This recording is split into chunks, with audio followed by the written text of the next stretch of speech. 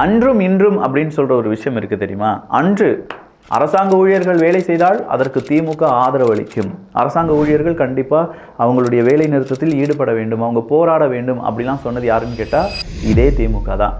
இன்னைக்கு இந்த திமுக என்ன சொல்லியிருக்காங்கன்னா, அரசு ஊழியர்கள் போராடினால் ஊதியம் கிடையாது. அன்றும் இன்றும். ஏற்கனவே திராவிட முன்னேற்ற கழகம் தன்னுடைய தேர்தல் அறிக்கையிலேயே மிக தெளிவாக சொல்லியிருக்கிறது, நாங்கள் ஆட்சிக்கு வந்தால் புதிய ஓய்வு திட்டத்தை நாங்கள் ரத்து செய்வோம், பழைய ஓய்வு திட்டத்தை தான் அமல்படுத்துவோம் என்று தெளிவாக அறிக்கை பிறந்திருக்கிறோம். அரசு ஊழியர்களுக்கு ஊதியம் இல்லையா, நீங்கள் போராட்டம்னா நடத்தவே கூடாதான், அதற்கு தகுதியானவர்கள் நீங்கள் இல்லையாம்ப்பா. இதை சொன்னதே நம்முடைய ஆளும் கட்சி தான் அப்படிங்கிறத நீங்களே புரிஞ்சுக்கோங்க. என் வார்டிலேயே ஒரு வேலையும் நடப்பதில்லை, மக்களுக்கு இவர்கள் என்ன நல்லது செய்து விடுவார்கள், அனைத்திலும் கமிஷன் அடிக்கிறார்கள்.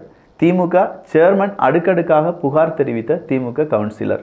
சங்கரன்கோவில் நகர்மன்ற கூட்டத்தில் பரபரப்பு. உள்ளடியில் கமிஷன் மட்டுமே அடிக்கிறீங்க, மக்களுக்கு எதுவுமே கொடுக்க மாட்டேங்கிங்களே அப்படின்னு சொல்லி ஒரு அக்கா கேட்குறாங்க. பதில் இருக்கா? பதில் இருக்கா?